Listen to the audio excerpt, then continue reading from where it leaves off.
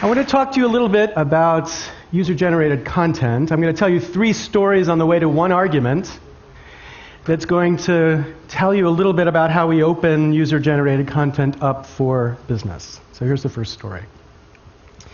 1906, this man, John Philip Sousa, traveled to this place, the United States capital, to talk about this technology, what he called the, quote, talking machines. Sousa was not a fan of the talking machines. This is what he had to say. These talking machines are going to ruin artistic development of music in this country. When I was a boy, in front of every house in the summer evenings, you would find young people together singing the songs of the day or the old songs. Today you hear these infernal machines going night and day. We will not have a vocal cord left, Sousa said. The vocal cords will be eliminated by a process of evolution, as was the tale of man when he came from the ape. Now, this is the picture I want you to focus on. This is a picture of culture. We could describe it, using modern computer terminology, as a kind of read-write culture. It's a culture where people participate in the creation and the recreation of their culture. In that sense, it's read-write. Sousa's fear was that we would lose that capacity because of these, quote, infernal machines. They would take it away. And in its place, we'd have the opposite of read-write culture, what we could call read-only culture.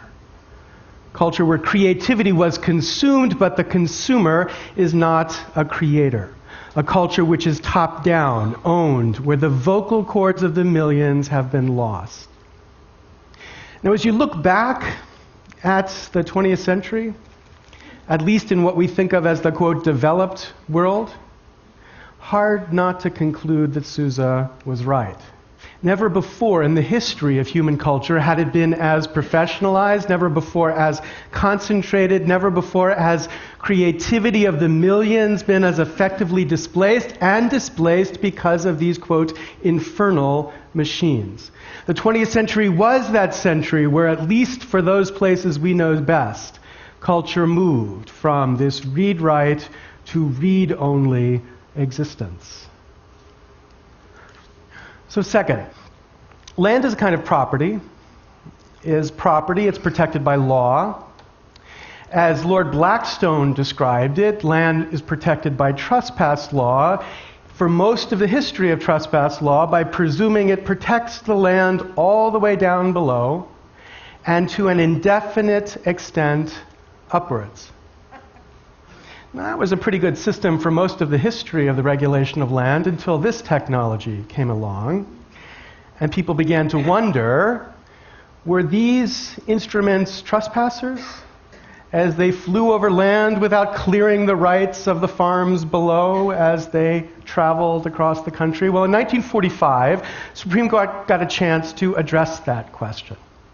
2 farmers, Thomas Lee and Teenie Cosby, who raised chickens, had a significant complaint because of these technologies. The complaint was that their chickens followed the pattern of the airplanes and flew themselves into the walls of the barn when the airplanes flew over the land. And so they appealed to Lord Blackstone to say these airplanes were trespassing. Since time immemorial, the law had said you can't fly over the land without permission of the landowner. So this flight must stop. Well, the Supreme Court considered this 100 years tradition and said, in an opinion written by Justice Douglas, that the Cosbys must lose. The Supreme Court said, the doctrine protecting land all the ways to the sky has no place in the modern world. Otherwise, every transcontinental flight would subject the operator to countless trespass suits. Common sense, a rare idea in the law, but here it was. Common sense revolts at the idea. Common sense. Finally, before the internet, the last great terror to rain down on the content industry was a terror created by this technology, broadcasting. a new way to spread content, and therefore a new battle over the control of the businesses that would spread content. Now, at that time, the entity, the legal cartel that controlled the performance rights for most of the music that would be broadcast using these technologies was ASCAP. They had an exclusive license on the most popular content, and they exercised it in a way that tried to demonstrate to the broadcasters who really was in charge. So between 1931 and 1939, they raised rates by some 448%. Until the broadcasters finally got together and said, okay, enough of this. And in 1939, a lawyer, Sidney Kay, started something called Broadcast Music Incorporated. You know it as BMI. And BMI was much more democratic in the art that it would include within its repertoire, including African American music for the first time in the repertoire. But most important was that BMI took public domain works and made arrangements of them which they gave away for free to their subscribers. So that in 1940, when ASCAP threatened to double their rates, the majority of broadcasters switched to BMI. Now, ASCAP said they didn't care. The people will revolt, they predicted, because the very best music was no longer available because they had shifted to the second best public domain provided by BMI. Well, they didn't revolt. And in 1941, ASCAP cracked. And the important point to recognize is that even though these broadcasters were broadcasting something you would call second best, that competition was enough to break, at that time, this legal cartel over access to music. Okay, 3 stories. Here's the argument. In my view, the most significant thing to recognize about what this internet is doing is its opportunity to revive the read-write culture that Sousa romanticized. Digital technologies is the opportunity for the revival of these vocal cords that he spoke so passionately to Congress about. User-generated content, spreading in businesses in extraordinarily valuable ways like these, celebrating amateur culture, by which I don't mean amateurish culture. I mean culture where people produce for the love of what they're doing and not for the money. I mean the culture that your kids are producing all the time. For when you think of what Sousa romanticized in the young people together singing the songs of the day, of the old songs, you should recognize what your kids are doing right now. Taking the songs of the day and the old songs and remixing them to make them something different. It's how they understand access to this culture. So let's have some very few examples to get a sense of what I'm talking about here. Here's something called anime music videos. First example, taking anime captured from television, re-edited to music tracks.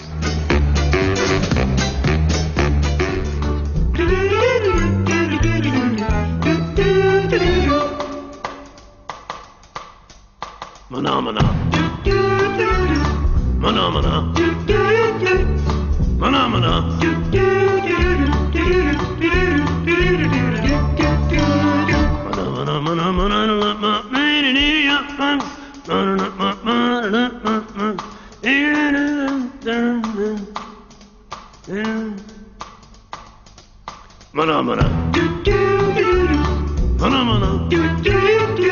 This one you should be confident. Jesus survives, don't worry.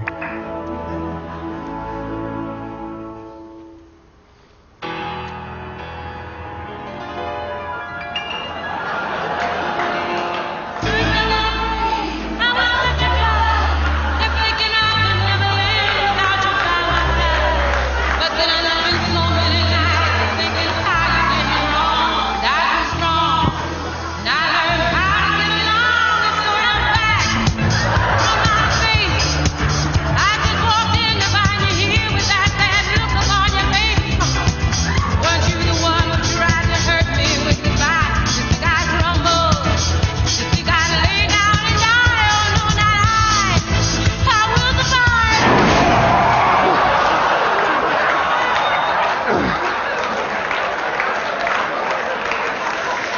And this is the best.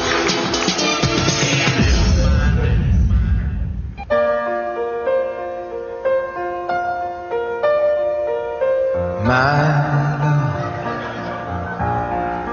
there's only you in my life, the only thing that's right. My first love, your every breath that I take, your every step I make. And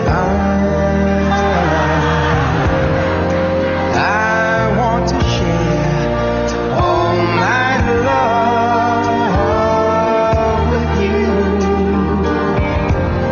No one else will do.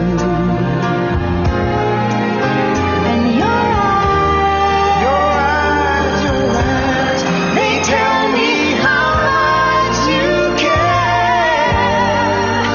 Oh. Read my lips, take dictation. So this is remix, right?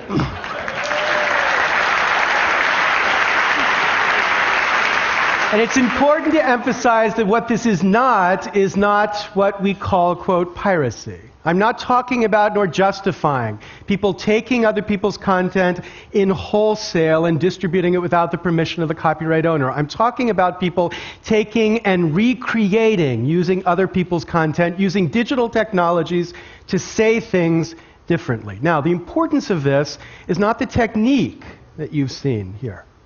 Because, of course, every technique that you've seen here is something that television and film producers have been able to do for the last 50 years. The importance is that that technique has been democratized. It is now anybody with access to a $1,500 computer who can take sounds and images from the culture around us and use it to say things differently. These tools of creativity have become tools of speech. It is a literacy for this generation. This is how our kids speak. It is how our kids think. It is what your kids are as they increasingly understand digital technologies and their relationship to themselves. Now, in response to this new use of culture using digital technologies, the law has not greeted this Sousa revival with very much common sense. Instead, the architecture of copyright law and the architecture of digital technologies as they interact have produced the presumption that these activities are illegal. Because if copyright law at its core regulates something called copies, then in the digital world, the one fact we can't escape is that every single use of culture produces a copy. Every single use, therefore, requires permission. Without permission, you are a trespasser. You're a trespasser with about as much sense as these people were trespassers. Right? Common sense here, though, has not yet revolted in response to this response that the law has offered to these forms of creativity. Instead, what we've seen is something much worse than a revolt.